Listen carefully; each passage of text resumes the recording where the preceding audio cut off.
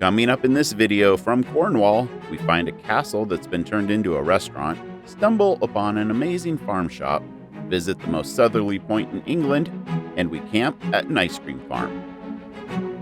Hello, we are Ben and Rebecca, and this is our puppy Lucia. In the fall of 2021, we shipped our 4x4 camper van Denny across the Atlantic in search of new experiences and a life less ordinary. Welcome to our journey.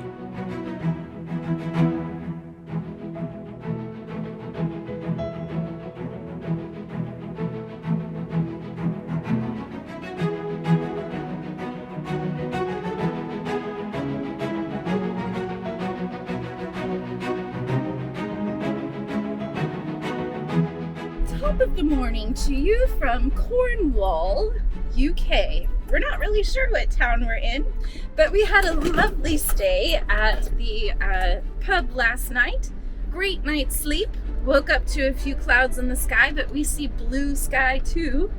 And this morning we are headed to Cornwall Castle. When we pulled into the pub, we saw this monument off in the distance, so we started looking, and there's this monument to visit as well as a castle up here. So we're gonna get this day started off with being a little bit touristy again.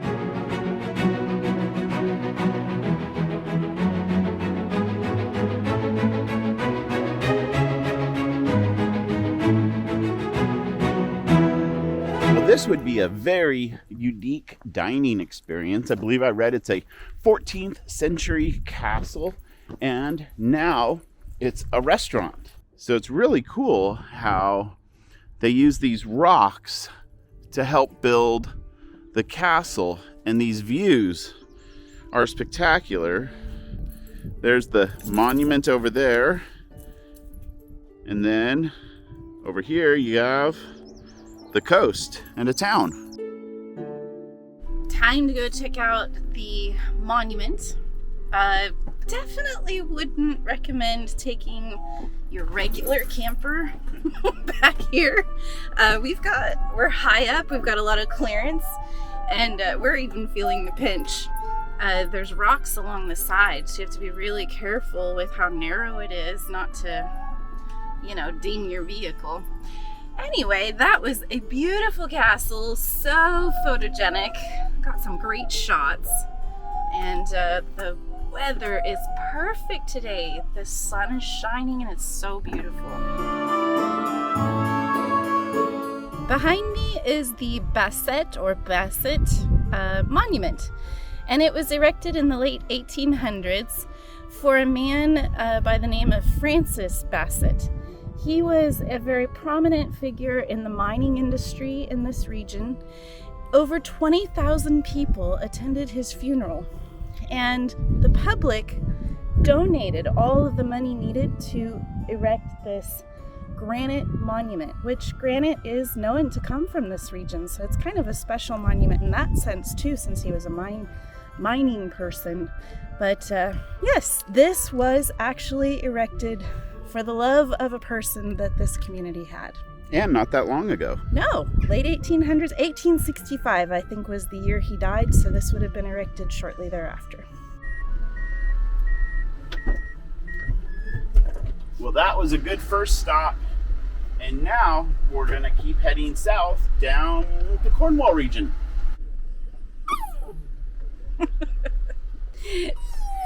Did Dad run into the bushes? You tell him.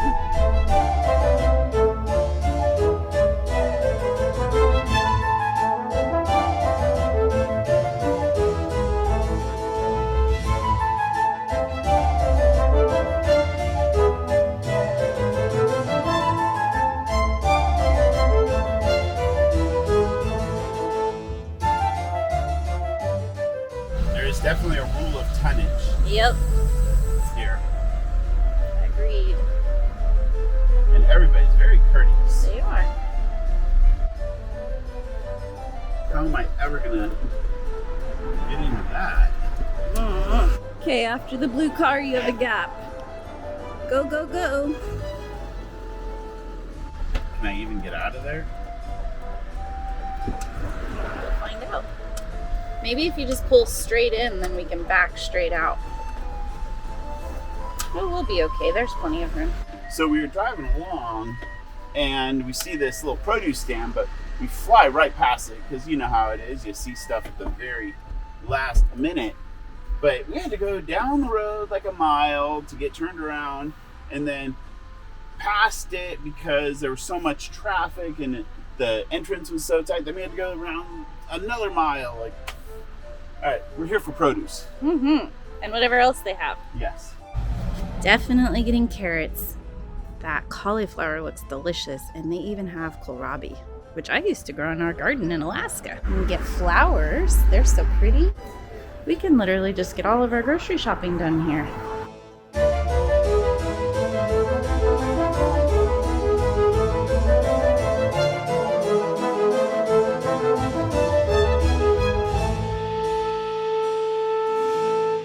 All right, so here is the haul for the day. We've got some mushrooms, potatoes, eggs, scones, rolls, brownie, and some tortillas. Also something called a brack tea loaf. She says it's kind of a fruit loaf that you can put butter on. They have vanilla bean paste, and we've had a really hard time finding vanilla extract here, so she said you can use it like that. And I got a little marmalade that she made herself with organic oranges, carrots, bananas, a grapefruit, an avocado, some apples, 2 different kinds, tomatoes, strawberries, a couple of onions, and I got some ginger and turmeric. For meats and other stuff, we've got some Cornish butter and Cornish clotted cream, a homemade chicken soup and beef stew, some double cream, which we think we can probably use to make some, like a salad dressing with, korma, Indian sauce, a coconut milk to make one of our Thai dishes. For meats, some pork sausages, some gammon steaks, which we learned are pork, and some organic minced lamb. Yummy. And I got a bar of soap. In addition to everything you see here, we also ordered lunch, which is a homemade chicken stew she has on the stove right now, and a sausage roll, which looks really good. All right, time to put it all away. Done. It occurs to me I forgot to tell you what our grocery store run costs. So including lunch, 84 pounds. And right now the US dollar is about 135 to a British pound. So you can do the math. Smells amazing. It does, but it looks really hot. So I think I'm going to start with the sausage roll. All right. Delicious. Mm-hmm. Mm-hmm. I get to try some of the chicken stew. It smells so good. Lots of really delicious seasonings. The broth is just chocked full of flavor. And then there's these big chunks of chicken and vegetables, carrots, celery, onions. It's delicious. This is perfect for like a cold day. Maybe you don't feel so good, and it reminds you of what Mom used to make you when you were a kid. But what if it's a warm day and you are feeling good? Eat it anyway. Okay. That truly hit the spot. Thank you very much. It was amazing. Thank you for being here. All right, take care.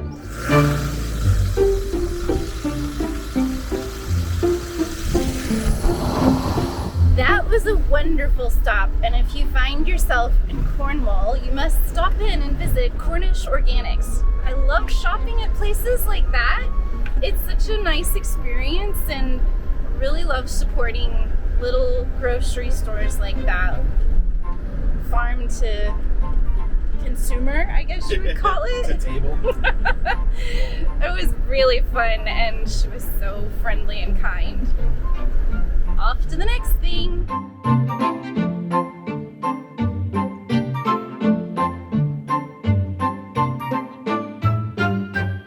Hello. Hi there. Hi.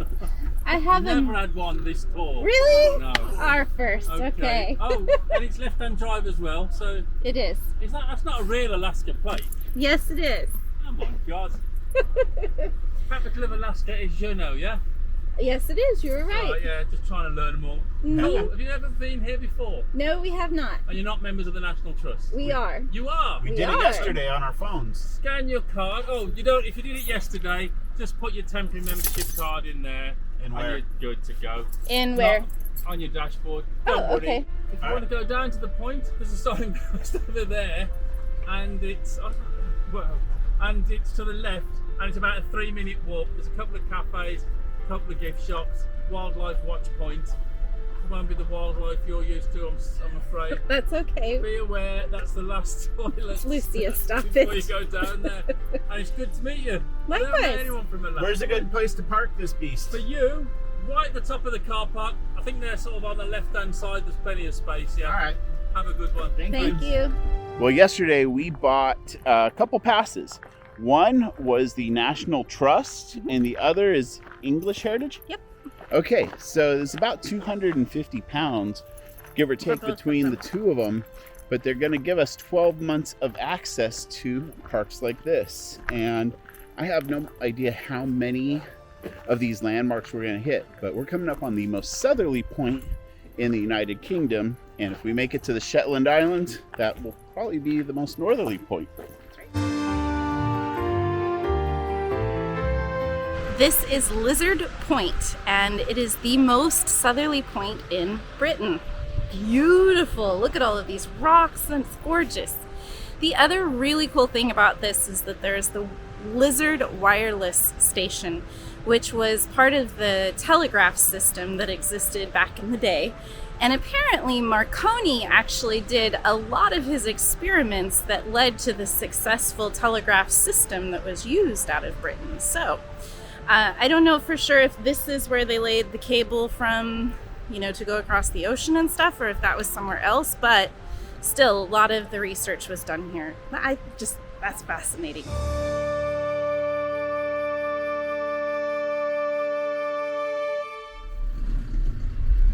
Well, that was a very fun stop, and who knows what other points we'll hit in our travels. It's 1:30 in the afternoon. We have some meetings in the morning hours of the United States, which are pretty much the afternoon hours here. We are finding Brit stops to be quite handy. We have found a little place to stay for the night, we hope. It is on a farm, and they are known to sell traditional or real or authentic Cornish ice cream, which this region is known for its dairy products with the clotted cream, and then everyone says they make ice cream with the clotted cream. Sounds pretty indulgent to me. But anyway, we're gonna go check this out and hopefully spend the night there.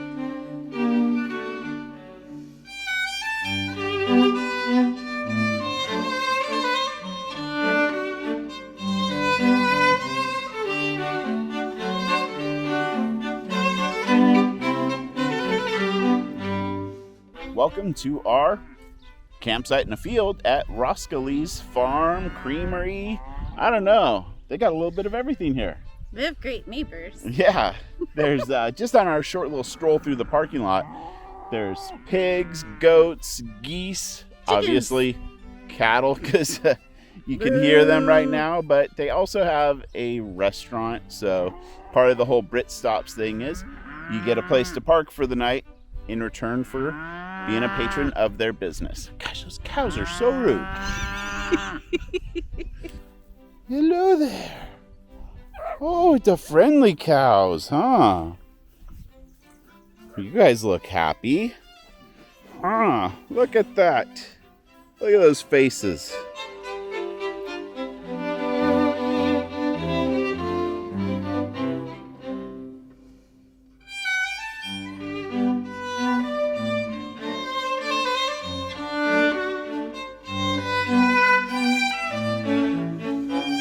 I made a big mistake. I forgot we're recording this meal.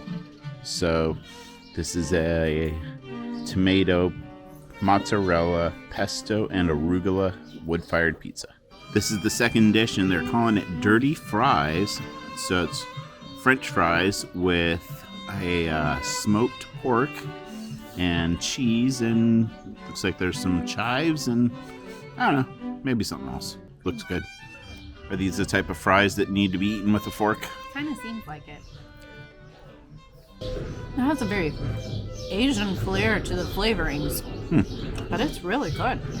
I was a little skeptical, but it's good. The crust and cheese on this pizza are amazing. It's like risen just the right amount. And it's homemade pesto too, which is fantastic. And since ice cream is their specialty, we could not resist. That is very creamy ice cream. We've had some good gelato at points, but when we were in Spain, we went to back-to-back restaurants, and the ice cream we got was icy. And I didn't quite know if that was a way they prepared it thing, or in my experience, if you got icy ice cream, that means it kind of melted and you refroze it. So, not sure, but this is spot on. I wanted to share with you because when I first looked at the menu, I just found really appealing. This is very much a farm to table place, and they actually have an organic dairy farm here.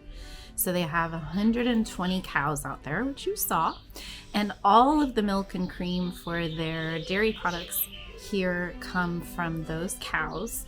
They also free range cows and sheep, where they get all of their meat from, and they raise pigs, which all of their sausage and pork comes from. It also talked about how you'll often see their chefs out foraging on their 20 acres of land. So they're very much about what's in season. Their menu and what comes to the table reflects that. And I just love that. I had to share it with you. We've seen it a lot here in the UK. I think it's very much a trend, the farm to table concept. And it was really cute how they had this all written in the front of their menu so that you know that what you're getting comes from right here around where you're sitting, and it's an absolutely beautiful place. So Roskilly's, come check it out. We had a lot of fun here. And you're probably thinking that, gosh, a meal like that would have to be expensive. But the pizza, that fry dish, and the ice cream was all just 21 pounds. Not bad at all. Well, that was a good day, but I think it's time to call it a night. Go cuddle with this cute puppy.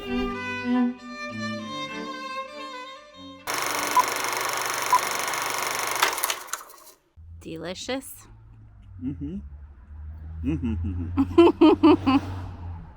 I can be like this YouTube. That is great. I love making food videos. Nom, nom, nom.